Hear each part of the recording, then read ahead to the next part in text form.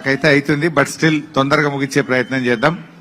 గౌరవనీయులు సభాధ్యక్షత వహిస్తున్నటువంటి సురేష్ గౌడ్ గారు, తమ్ముడు మరి చేపూరి శేఖర్ గౌడ్ గారు, తమ్ముడు మహేష్ రెడ్డి గారు, గౌరవనీయులు ప్రభాకర్ రెడ్డి అన్న గారు, సోదరిమణి కత్తి కార్తీక గారు, సీనియర్ నాయకులు మనోహర్ గౌడ్ అన్న గారు, మరి వేదిక మీద చాలా సతీష్ రెడ్డి గారు, మహేష్ గారు, వేదిక మీద ఉన్న గౌరవ జెడ్పీటీసీలు, ఎంపీపీలు, మండల పార్టీ అధ్యక్షులు, మండల విద్యార్థి యోజన అధ్యక్షులు, దుబ్బాక నలుమూలల నుంచి వచ్చినటువంటి మా విద్యార్థి యువ మిత్రులందరికీ పేరు పేరున నమస్కారం. 2001లో తెలంగాణ ఉద్యమం ప్రారంభమైనప్పుడు మేము కూడా మీలాగా యువకులమే, మీలాగా విద్యార్థులమే. ఆ రోజు విద్యార్థి యువకులుగా కేసీఆర్ గారి నాయకత్వంలో తెలంగాణ కోసం పోరాడినాం. ఆ రోజు తెలంగాణ వస్తుందని కానీ, మేము మంత్రులైతామని కానీ, ఎమ్మెల్యేలు అయితామని మేము కలగనలే.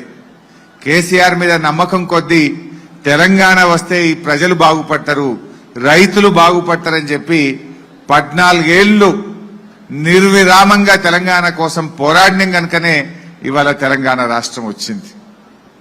నేను ఎందుకంటే మీలాంటి యువకులు విద్యార్థులకు నేను ఒకటే విషయం చెప్పదలుచుకున్నా. ఇవాళ ఒక ప్రాంతం కానీ, ఒక రాష్ట్రం కానీ, ఒక దేశం కానీ బాగుపడాలంటే, ఒక సమాజం బాగుపడాలంటే యువత పాత్ర చాలా ముఖ్యమైనటువంటిది. మీరు అన్ని విషయాలు తెలుసుకోవాలి. ఆనాడు ఉద్యమం జరిగేటప్పుడు మీరు పసిపిల్లలు. నిజంగా ఆ రోజు ఉద్యమం ఎట్లా జరిగింది, ఎన్ని పోరాటాలు జరిగినాయి, ఎన్ని త్యాగాల మీద కేసీఆర్ తెలంగాణ సాధించిండు అనేటువంటి విషయాన్ని యువత తెలుసుకోవాల్సిన, నేటి యువత తెలుసుకోవాల్సిన అవసరం ఉంది. సాధించిన తెలంగాణను 10 ఏళ్లు వికాసం వైపు కేసీఆర్ ఎట్లా నడిపిండో కూడా ఇవాళ మీరు తెలుసుకోవాల్సిన అవసరం ఉంది. ఎందుకు తెలుసుకోవాలని నేను చెప్తున్నా, ఈ రాష్ట్రంలో కొత్తగా అధికారంలోకి వచ్చిన కాంగ్రెస్ పార్టీ ఎంతసేపు ఫేకులు, లీకులు, ఫేక్ వార్తలతోని, లీకు వార్తలతోని రాజ్యాన్ని నడిపించాలనుకుంటా ఉంది. ప్రభుత్వం ప్రజలకిచ్చిన హామీలు అమలు చేయాలి, ప్రజా సంక్షేమం కోసం పనిచేయాలి, పేదల కోసం పనిచేయాలి, దళిత బలహీన వర్గాల కోసం పనిచేయాలి. కానీ రేవంత్ రెడ్డి గారు పాలన గాలి కొదిలిండు, లీకు వార్తలు, ఫేక్ వార్తలతోనే 4 ఏళ్ల పాలన నడుస్తా ఉన్నది. అంటే ఇవన్నీ కూడా మీరు తిప్పికొట్టాలంటే, సోషల్ మీడియాలో గట్టిగా మీరు సమాధానం చెప్పాలంటే 14 ఏళ్ల తెలంగాణ ఉద్యమ ప్రస్థానం గురించి మీరు తెలుసుకోవాలి. 10 ఏళ్ల కేసీఆర్ పాలనలో సాధించిన విజయాలు, ప్రగతి ప్రస్థానం గురించి కూడా మీరు తెలుసుకోగలిగినప్పుడే అద్భుతంగా, ధీటుగా మీరు సమాధానం చెప్పగలుగుతారు. ఎందుకంటే వాళ్ళు నిజంగా ఎవరైనా ఒక ప్రభుత్వం, ఒక రాజకీయ పార్టీ పనిని నమ్ముకుంటుంది, ప్రజలకు మేలు చేయాలనుకుంటుంది. గత ప్రభుత్వం కంటే మంచిగా పనిచేసి మేము ఇంకా బాగా పనిచేసినామని చెప్పాలనుకుంటుంది. కానీ ఈరోజు రేవంత్ రెడ్డి ప్రభుత్వం పనిని నమ్మలేదు, ఫేక్ వార్తల్ని, లీకు వార్తల్ని నమ్ముకొని రాజ్యం నడుపుతా ఉంది. మరి అటువంటి వాళ్ళకు మనం కూడా గుణపాఠం చెప్పాలి. ఎందుకంటే ఆ ఫేక్ వార్తలు జనరల్ గా అది ఒక మన తెలంగాణలో సామెత ఉంటుంది, నిజం గడప దాటక ముందే అబద్ధం ఊరంతా చుట్టొచ్చిందట. ఈ అబద్దాలకు, ఫేక్ వార్తలకు వ్యాప్తి ఎక్కువ ఉంటది. వాటిని తిప్పికొట్టే బాధ్యత యువకులుగా, విద్యార్థులుగా మీ మీదనే ఉంటది. 2 పార్టీలది అదే కథ, బీజేపీది అదే, కాంగ్రెస్ది అదే. మీకు తెలియదు ఏమున్నది, నిజంగా బీజేపీ వాళ్ళు ఇలా రాష్ట్రంలో మనం 10 ఏళ్ల అధికారంలో ఉన్నాం, దేశంలో బీజేపీ 10 ఏళ్ల అధికారంలో ఉంది. 10 ఏళ్ల బీజేపీ పాలనలో ప్రజలకు జరిగింది ఏదైనా ఒక్క మంచి పని ఉన్నదా?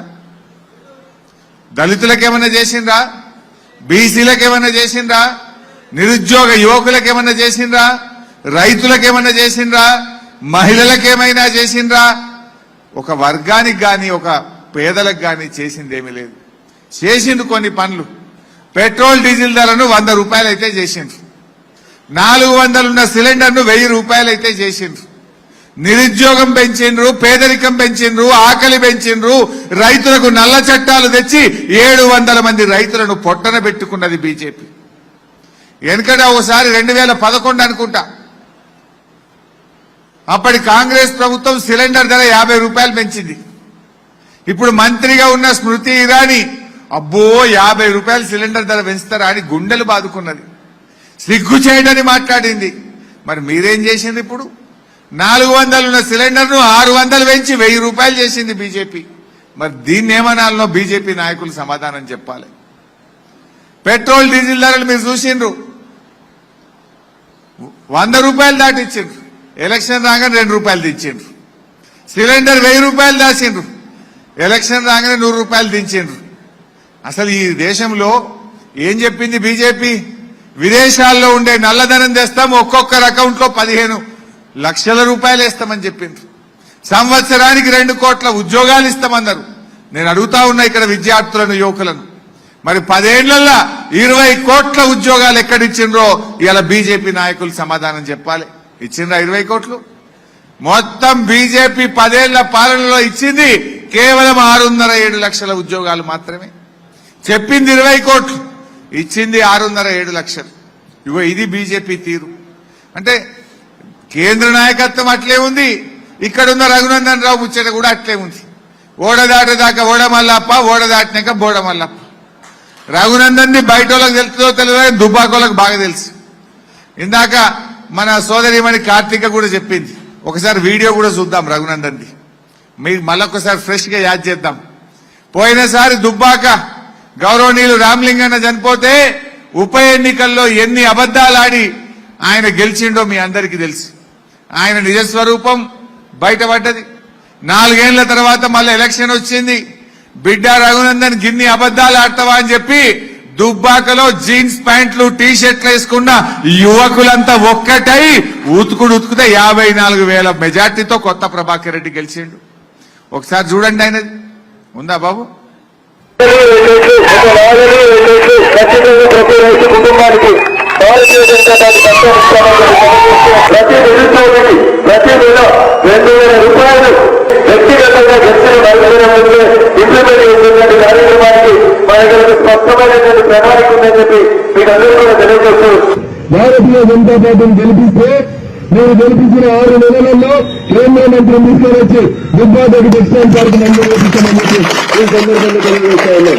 పైసలు వచ్చి గెలిచినా, తప్పు పని చేసి గెలిచినా, తలవాళ్ళు కొట్టి గెలిచినా, మర్డర్ చేసి గెలిచినా, మర్డర్ చేస్తాను భయపట్టి ఓట్లు వేయించుకున్నా, ఏమి చేసినా జోసిపో ఒయ్యూసికంగా గెలిస్తేనే మనం అందరం తెల్లగా ఉంటాం, కలికా ఎత్తుకుంటాం. భార్యల్ని భర్తలు, భర్తల్ని భార్యలు నమ్మకుండా చేయాలి. అట్లా విడదీసి ఓట్లు వేయించేటువంటి కార్యక్రమం మనం మొదలు పెట్టాలి.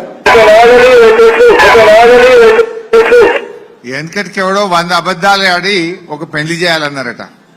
కానీ ఈయన కథ ఎట్లుందంటే 100 అబద్దాలు ఆడి ఒక ఎలక్షన్ గెలిస్తే చాలు, ఏమన్నా చేయగా. భార్యను భర్తను నమ్మకుండా చేయాలన్నట, భర్తను భార్య నుంచి దూరం చేయాలన్నట, ఏమన్నా చేసి ఓట్లేసుకోవాలనే సూత్రం చెప్పిండు ఆయన. మరి గిసంటే ఆయన మళ్ళా గెలిస్తే ఏమవుతుందో మీకు తెలియదు ఏమి లేదు. అందువల్ల యువకులు, విద్యార్థులు, ముఖ్యంగా దుబ్బాక మా కార్యకర్తలు ఈ ఎన్నికల్లో మనం వెంకట్రామరెడ్డి గారిని గెలిపించాలి. మన వెంకట్రామరెడ్డి పేర్లనే రాముడు ఉన్నాడు కాదే, ఆయన పేర్లనే రాముడు ఉన్నాడు. రాముడు ఎక్కడనో లేడు, వెంకట్రామరెడ్డి పేర్లనే ఉన్నాడు. అందువల్ల ఆయనలోనే రాముడిని చూసుకుందాం. ఇవాళ ఎవరమైనా తప్పకుండా దేవుణ్ణి అందరం కొలుస్తాం. మనం కట్టుకోలేదా గుళ్ళు? మన కేసీఆర్ చేసిన యజ్ఞ హోమాలు ఈ భారతదేశంలో ఏ ముఖ్యమంత్రి అయినా చేసిండా? ఏ బీజేపీ ముఖ్యమంత్రి అయినా చేసిండా? ఎంత అద్భుతంగా యాదాద్రి దేవాలయం కట్టిండు.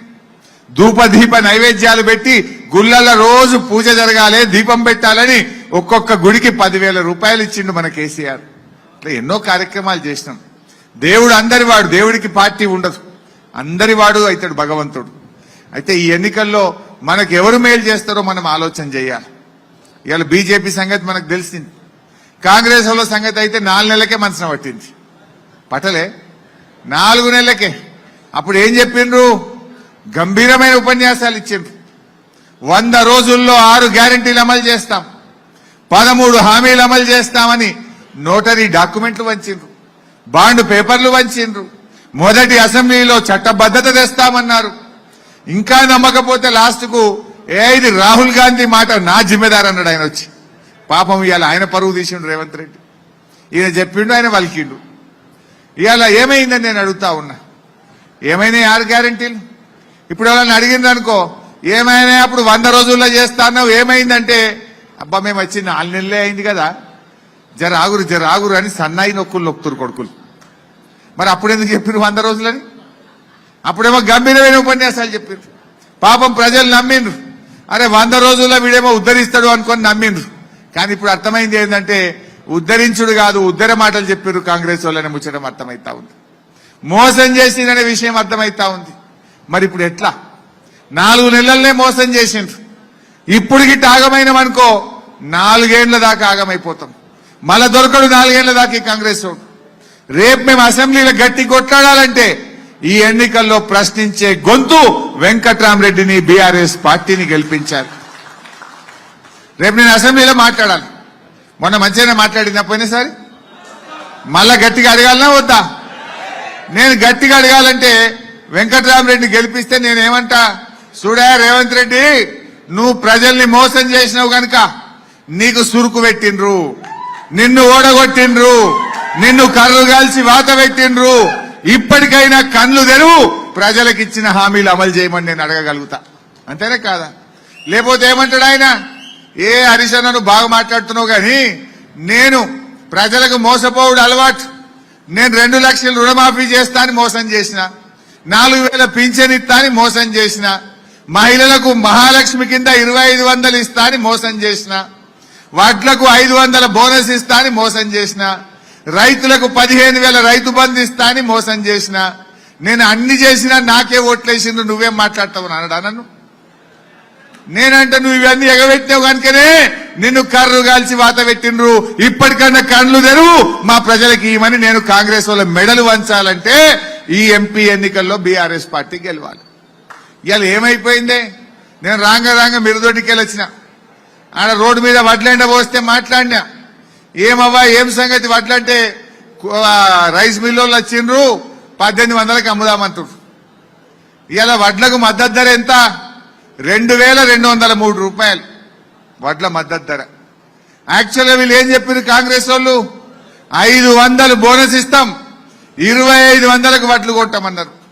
పరిస్థితి ఏంటంటే 1800కి అమ్ముకుంటున్నారు ఇవాళ రైతులు. అయ్యో ఎందుకు అమ్ముతున్నారమ్మా 1800 కంటే?